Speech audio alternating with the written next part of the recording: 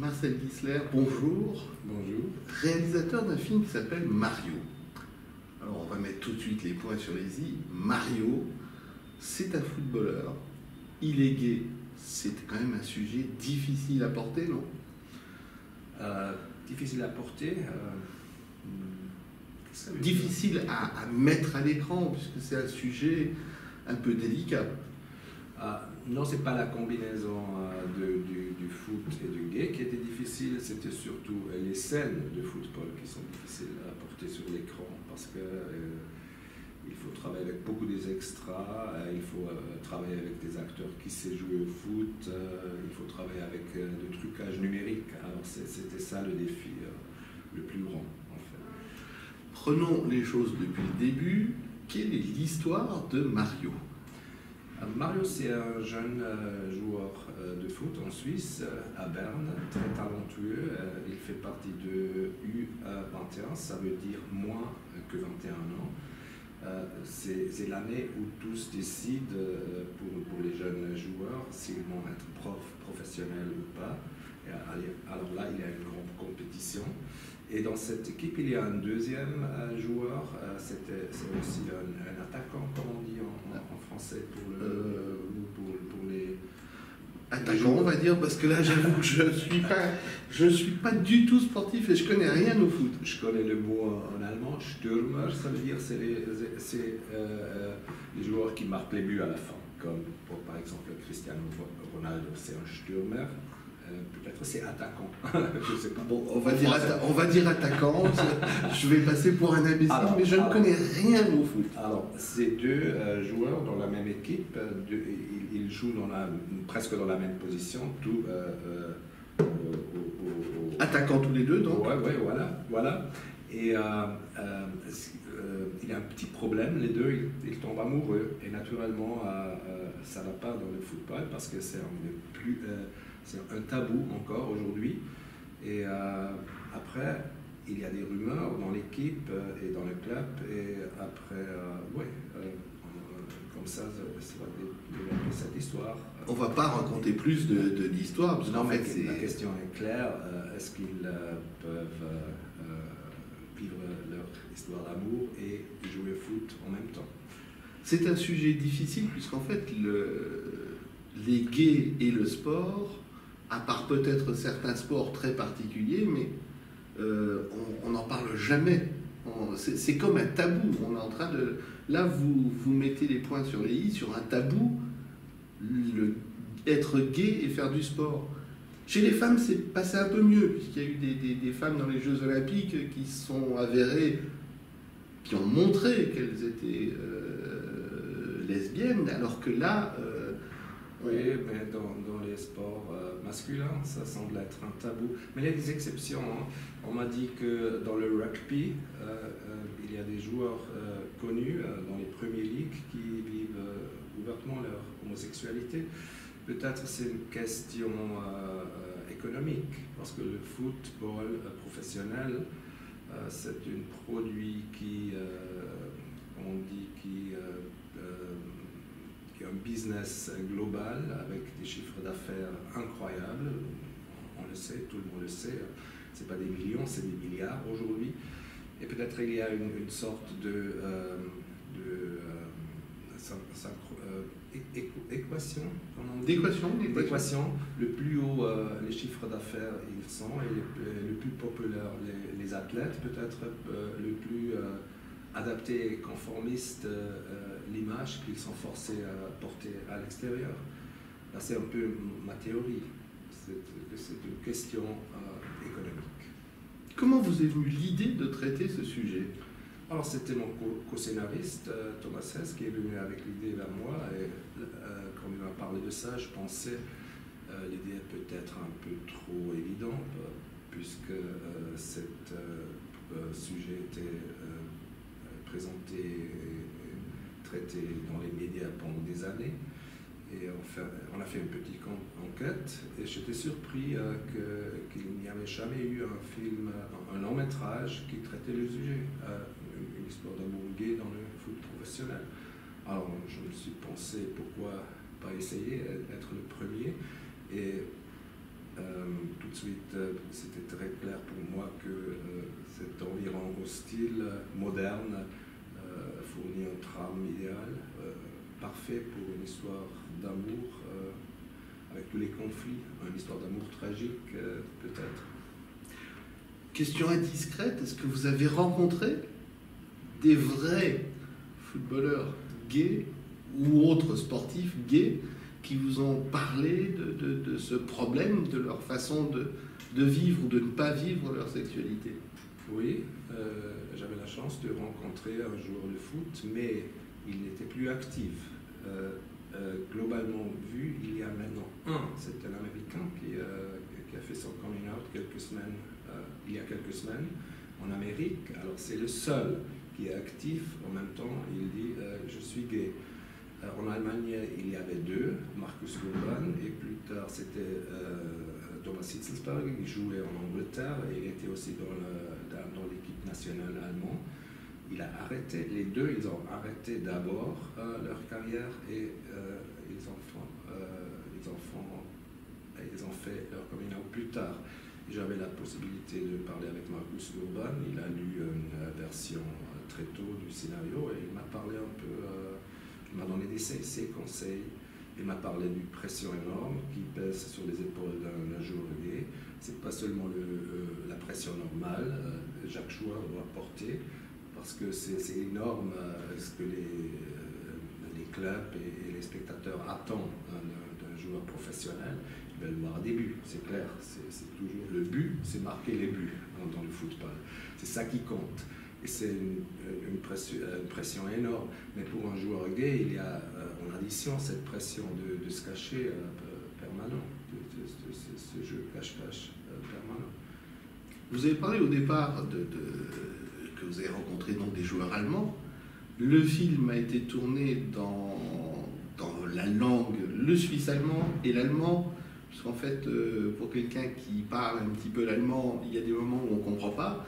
Et alors, comment vous avez fait pour trouver le moyen de mettre des acteurs qui parlent deux langues similaires, mais pas complètement, et les mettre en face à face et trouver des acteurs qui acceptent aussi de jouer le rôle de gay, ce qui n'est pas souvent le cas, puisqu'en fait, dans les grands acteurs américains, à part ceux qui ont fait une grosse carrière et qui font une exception de temps à autre, ça ne se fait pas. Alors, première partie du question, le couple se compose de Mario et Léon. Mario, il est suisse, il vit à Berne et il parle le dialecte bernois. Le suisse-allemand, c'est vraiment un dialecte très différent de l'allemand, de haut-allemand. Par exemple, l'acteur qui joue Léon, Aaron Altaras, il n'a pas compris le dialecte, notre dialecte. Et quand ils parlent ensemble, naturellement, Mario, il parle le haut-allemand. Là, les gens... Hochdeutsch pour ceux qui parlent allemand. Hochdeutsch, genau.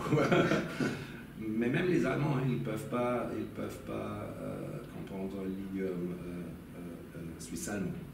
Alors là, j'avais la chance de trouver Max Hubacher qui grandit à Berne, et c'est un acteur formidable parce que je l'ai vu dans 2 films suisses. Il a joué déjà des rôles principaux quand il était très jeune, et pour moi c'était clair, je veux lui. Et aussi, une condition pour les rôles, c'était que les acteurs savaient jouer au football, sinon c'était trop difficile de prétendre être des jeunes professionnels.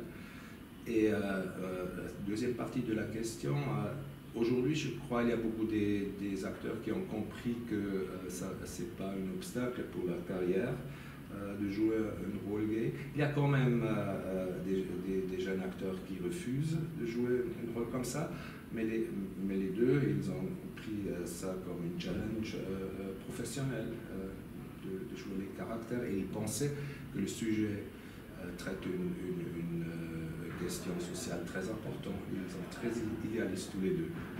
Vous avez fait une version très soft, il n'y a pas de scène de sexe, là on est clair, il y a des attouchements et encore, c'est ce que j'appellerais très très soft. C'est volontaire ou c'est vous-même qui vous êtes censuré pour pas aller trop loin?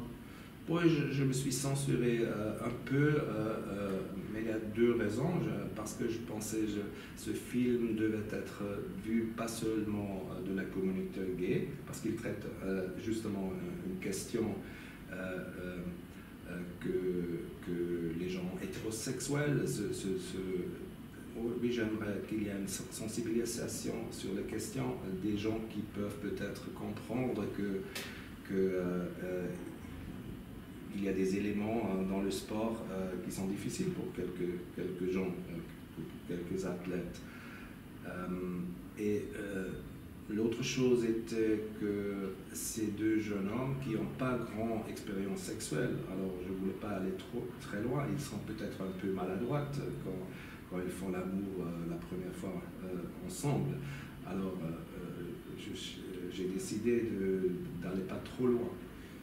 C'est comme une excursion de découvrir quelque chose. Vous les avez découverts comment, l'un et l'autre? Le premier, on a compris, il est suisse, il a été tourné. Quant au deuxième, vous l'avez trouvé sur casting, vous l'avez repéré comment? Oui, on a fait un casting en Allemagne parce que le rôle était écrit pour un Allemand qui vient en Suisse dans cette équipe. Et on a fait, on a demandé des agences de casting de nous proposer des jeunes acteurs qui savent jouer au foot. Et Max Hubacher, qui joue Mario, il est venu comme partenaire de casting pour que je puisse voir tout de suite est-ce qu'il y a une chimie qui est intéressante entre les deux. Et ce que j'ai aimé beaucoup avec Aaron, d'abord il a les cheveux noirs, contre de Mario qui est blond. Et lui, il est physiquement beaucoup plus fort, mais il est plus sensible. Oui, il paraît plus sensible, il a une attitude. Ouais, il a une attitude plus sensible, et je trouvais cette contrepoint très intéressant. Le film a été présenté, maintenant il est sorti en Suisse, il sort en France aujourd'hui. Le film vous a-t-il apporté quelque chose? C'est-à-dire, est-ce que vous avez des sportifs qui vous ont contacté en disant bah écoutez, ça me concerne, je me sens concerné. C'est-à-dire, non pas ceux dont on a parlé tout à l'heure, mais des jeunes qui vivraient la même chose et qui ont vécu, je dirais, ces sentiments et qui ne savent pas comment en traiter dans leur vie personnelle. Oui, plusieurs fois. À Soleure, où on avait la première du film. Après le film, il y avait non, il n'est pas si jeune, peut-être 35 ans, il est venu vers moi après la projection, il a dit moi je m'appelle Mario, je suis gay et j'ai joué du foot dans le club BSCIB. Et j'étais tellement surpris, presque sous choc, et il a disparu, je n'ai pas parlé avec lui. Et hier, après cette avant-première ici à Paris, il y a aussi un jeune argentin qui est venu, elle a dit il a joué dans une équipe professionnelle entre les joueurs hétérosexuels, il a pu supporter la pression et il a arrêté et maintenant il joue dans les Gay Games. Il a continué de jouer au foot mais avec une équipe gay. Vous pensez que c'est une ouverture, ça permet de faire quelque chose? Parce que là vraiment le constat est plutôt tragique. Oui, moi, je voulais finir le film dans la réalité où on est aujourd'hui, de ne pas raconter une conte de fées qui n'est pas réaliste. Alors c'est pourquoi il y a peut-être quelques gens, ils disent « Oh, est-ce qu'il y a une Mario partie 2 une fois avec on me demande toujours, parce qu'il y a beaucoup de spectateurs qui souhaitent une jolie fin pour les deux, mais ce n'est pas la situation qu'on connaît. Pendant mes recherches en 2014, un manager, lui-même gay, il m'a parlé de 4 joueurs en Allemagne, dans les top ligues qui sont gays, et dont 2 jouaient au faux couple avec des filles pour gérer leur vie publique. Alors, ça existe, et ces gens, ils souffrent, je suis sûr. Et c'est la réalité en ce moment. Alors, je voulais finir jusque là, dans la réalité d'aujourd'hui. Avec ce film, vous avez fait maintenant plusieurs films que vous avez sortis. Alors, les prochains films, les prochains projets, on reste dans ce domaine plus ou moins gai, ou on change complètement et on va parler d'autre chose? On va voir. On va voir. Ouais, c'est vrai, je suis un peu dans la tiroir du sujet gay, mais les prochains films, j'ai une idée qui traite aussi la sexualité, mais peut-être pas seulement gay. Ouais. Bon, bah, si vous cherchez un gros pour un film, je me présenterai au casting, sinon je trouverai quelqu'un pour vous remplacer. D'accord, d'accord. Merci beaucoup. Merci beaucoup.